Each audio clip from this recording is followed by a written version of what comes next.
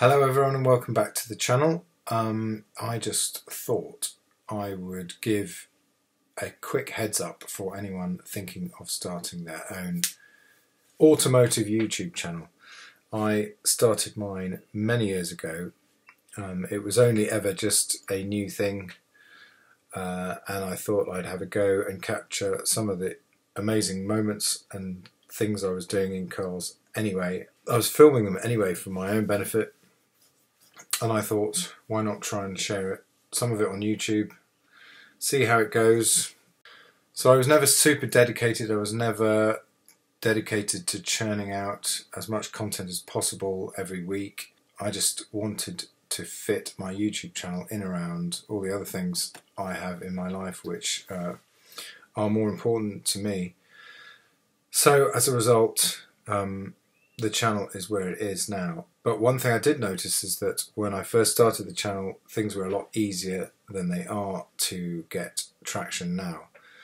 I realised a few months ago that I hadn't actually been paid anything by YouTube because of the change to the rules on their partnerships in terms of how you qualified to be a YouTube partner.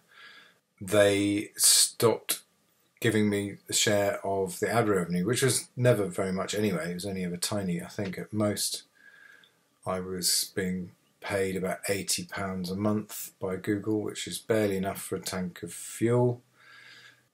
But the bit that I think is unfair is that they're still showing ads, so they're still getting ad revenue from my channel, but they're not giving any to me because, as it says here on the screenshot, what I need is 4,000 public watch hours in the last 365 days.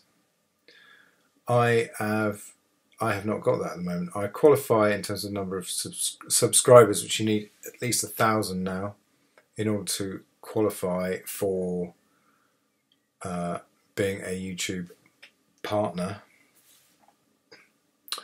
And the other way you can do it is having 10 million public shorts views, which is why I threw up a few shorts to see how that worked.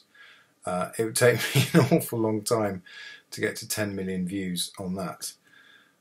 So I think in total I've had 11,000 public shorts views, so they're not doing a great deal to encourage me to do more of those.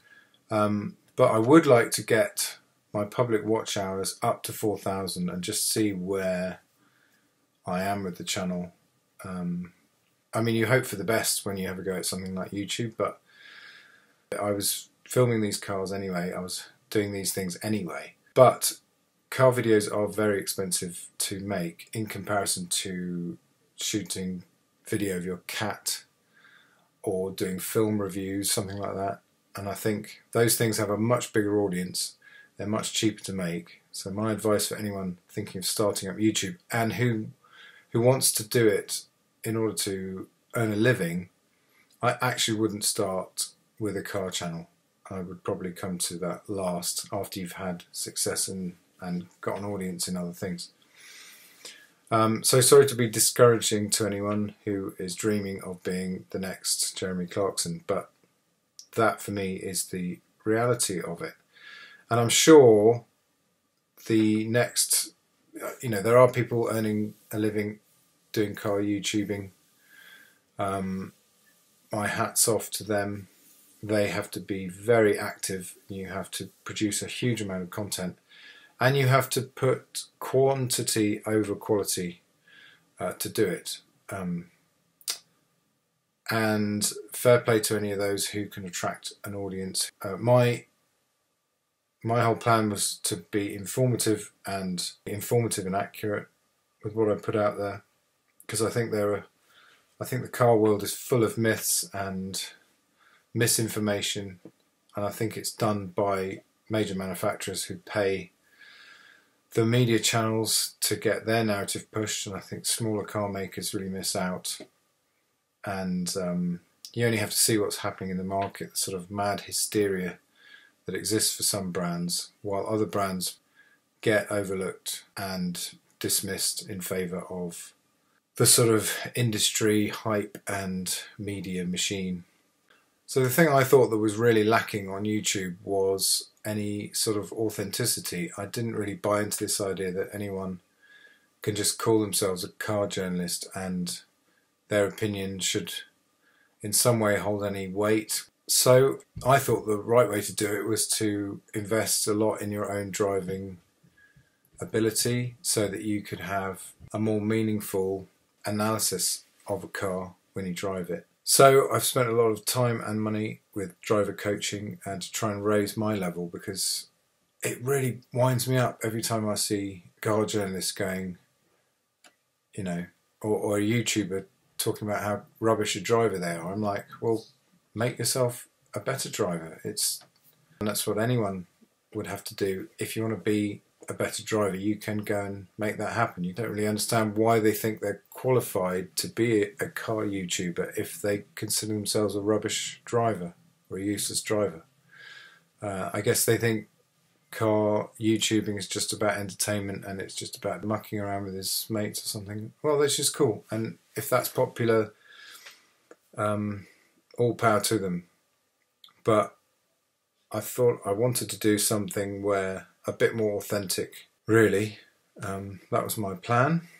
That's sort of what I wanted to do, and just give it to people straight when it came to cars. I remember I actually tried to stick up for Autocar's Matt Pryor in the comments.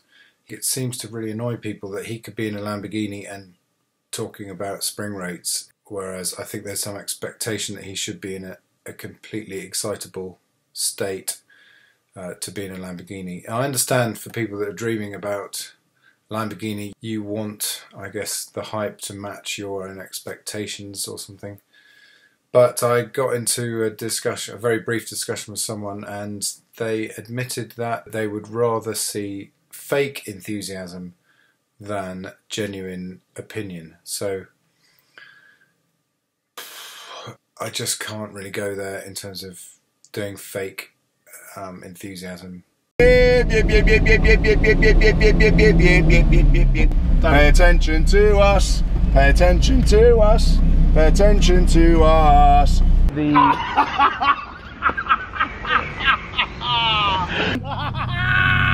What? So I get it. I get that if you're producing video content, there is a degree of presentation required to get that information across in an entertaining way. However, I am stuck with the only presenter that would work for me for nothing. So you have to make the best of what you've got. So given the intense competition out there for your eyeballs, I really am very grateful for the support that I've had from people. I do read every single comment and try to reply to every comment. So I do try and show some appreciation there. I do notice that it's the same names often in the comments who have been following my humble output for many years, and it's very much appreciated. Hopefully that gives some people some idea, some genuine idea about what it's like at the smaller end of YouTube. Anyhow, thank you again very much for all of those who've watched this video, and indeed any of my videos. I will try and maintain a higher turnover rate, a higher production rate, and we'll see where it goes. There are a lot of cars that don't get any media time. They are overlooked, and there are cars that are really interesting to me that when I look on YouTube I can't find many videos for, so those tend to be the ones that I go for. I'm trying to sort of fill in gaps in the knowledge record that exists on YouTube. So that's where I'm at. Thank you again. I'm not sure what the next one I'm planning is, but quite a lot in the pipeline. I want to do I want to rank all the Lotus cars that I've driven. I think that would be quite an interesting exercise, a difficult one. I want to record some of the restoration I'm doing to my 1998 Superlight R Caterham.